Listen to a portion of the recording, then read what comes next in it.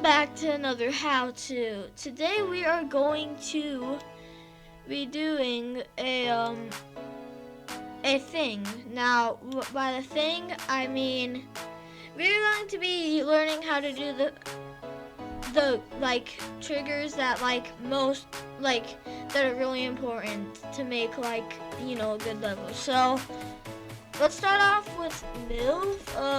Move I've already showed you guys, so we don't really need to do that. Now pulse, I have not shown you, so let's just lay a pulse trigger right here. So, and then lay a block, one of these blocks, and then one of these blocks. Now, so if you want the background to turn a color, but then change back, you will go to this little plus thing by channel ID, and then see there's BG, G1, G2, line, object, 3D, 1L, MG, MG2, P1, P2. Now, we really don't need to worry about G1, G2, line, 3DL, MG, MG2, P1, or P2, because those really just don't matter right now, but you can just experiment them if you want, but fade in. So, if you want to make the background blue, but you only set it for 0, it's not gonna work. So what you need to do is set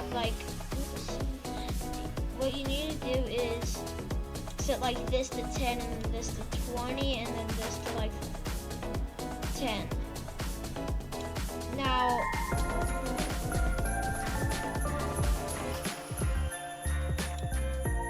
stop.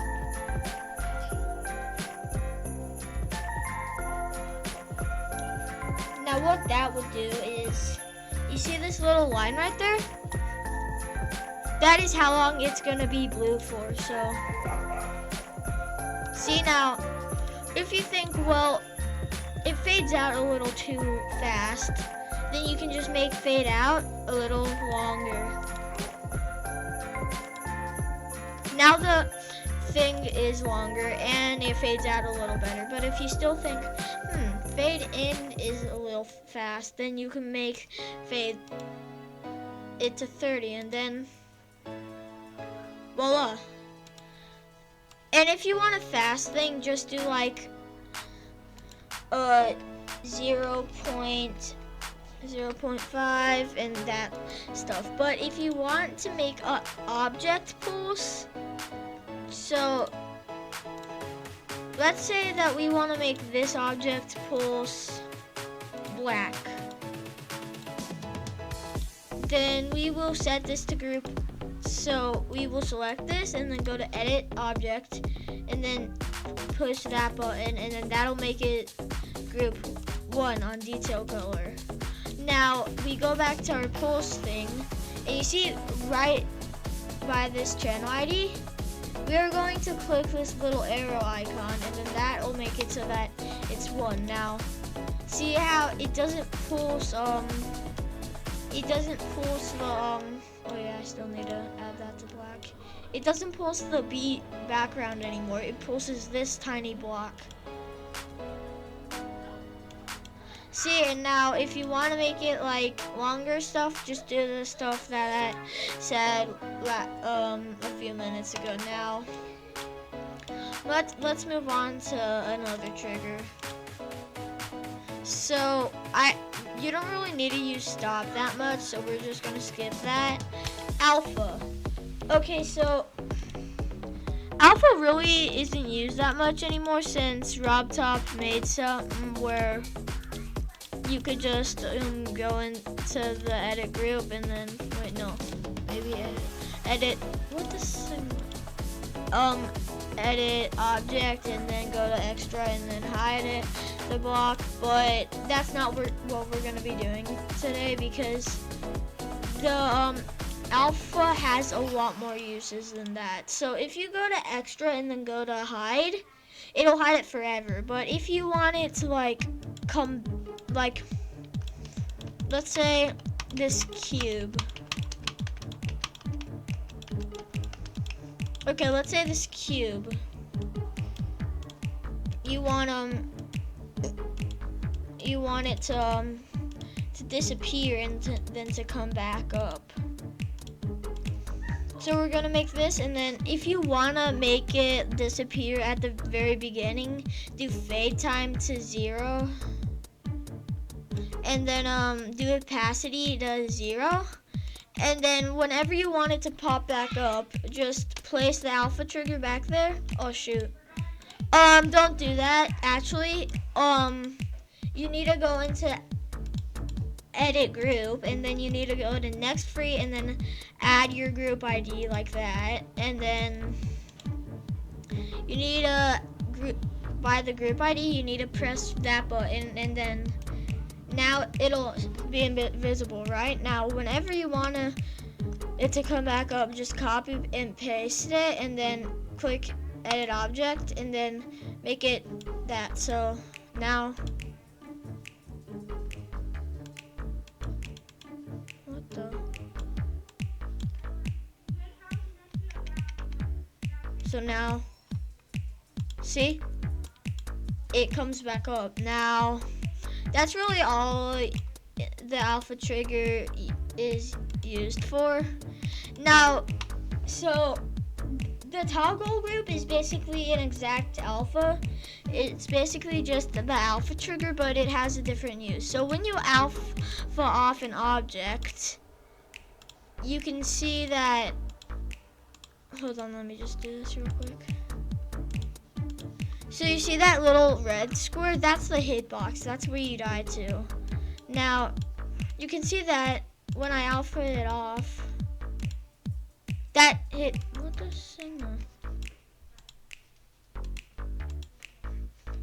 Now when I alpha it off, you can see that that hitbox is still there. So you will die to that hitbox still. See? But if, but let's say that you want it to be a hitbox, you want it to have a hitbox, and then to make it invisible and stop having a hitbox, you just do toggle, and then on group. I just want to say, please subscribe. It would help me so much. And please subscribe. And I just want to say thank you if you subscribe, and thank you that you're even watching the video. So, yeah, thank you. ID, you do, that. So, yeah. Now you can see that it doesn't kill you because it got toggled off. Why is that still there, bro? Now, I'm not gonna do spawn because there's a way much easier way of doing spawn. So let's say that you wanna move objects up and down. So let me just set that up real quick.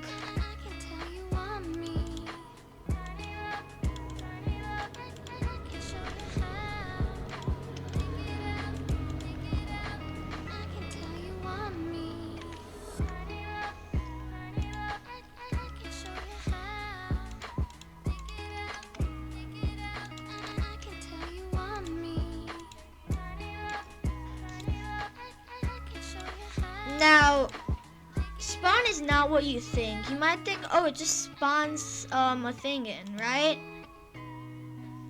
Well, no, it doesn't. Spawn, so let's say that you want it to move up and down forever, but you don't want to have to copy and paste it forever. So this is what you need to do. You need to select these two things, and then you need to, by the keys thing, you can see a create loop button. You need to press that. Now, you see that a bunch of spawn triggers have spawned. See, now it runs forever. Now, let me just do some so that you can actually see that it runs forever.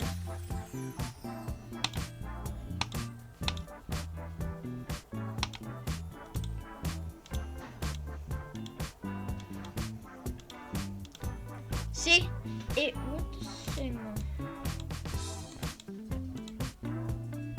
see, it runs forever. Now I don't know why it's doing that, but I think it's because I set one of them to 20, so that's my fault. And also, what I realized, what I forgot on toggle trigger, if you toggled off a thing and you want it to come back, there's a way how you can make the thing come back.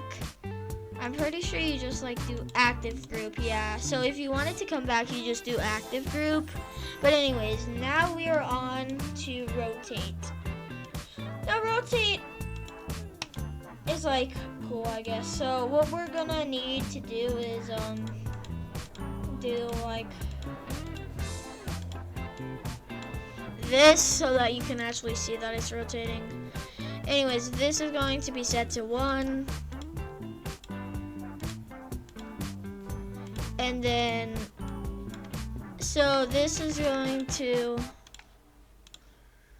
and then we are going to place another thing right here. And then we are going to make this group 2. Now, we're going to also hide this, but you don't have to hide it if you don't want to. And then we are going to make the target group 1, and then the center group 2. Now, I'm really not gonna worry about this and this, but this is just to make it smoother, you know. So we're gonna make, if you want to make it super fast, I mean super slow, just do that. If you want to make the rotation super slow, just do that. And if you want to make it super fast, just do that. It's basically like a move trigger, but if you want to make it rotate like 5,000 degrees and then this 5,000 degrees, then this will happen.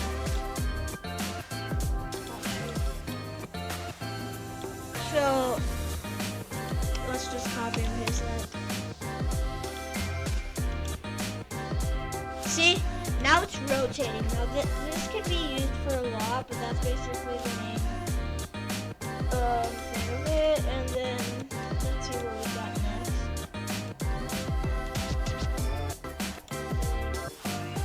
Scale, yes, one of the new triggers. Well, new-ish. It's been like 10 months since this was added. So, let's just get our block. So, let's make this very tiny.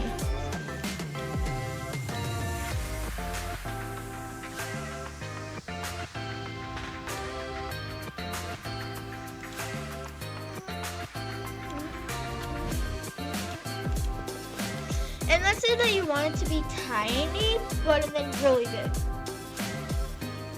Let's say that, so we just need to go to this and then add the group ID like usual. And then we need to select the scale thing, go to edit object. And then we'll need another sensor group. So let's just make like a very, very tiny thing.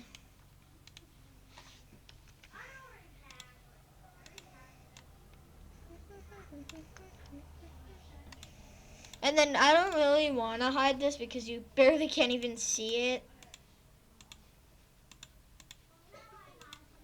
See?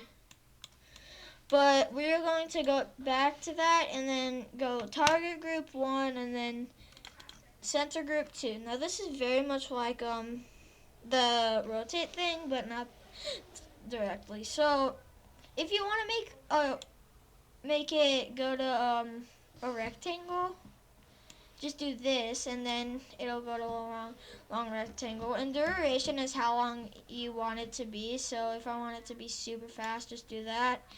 Easing is just how you want it to be, like if you want it to be fast or like smooth or like bouncy. So now it goes to a rectangle, but if you want it to go to just a normal square, you just do that. Well, it's not normal, but you know what I mean. So that's basically all the scale trigger. And then so follow you can basically just do with move, so I'm not going to do that, but yeah, this is Zoning GD Zoning Out. I hope you liked this episode. I haven't done a how-to for like 2 months, so I hope you liked it. I'm going to go get to editing, so this is Zoning GD Zoning Out. Later.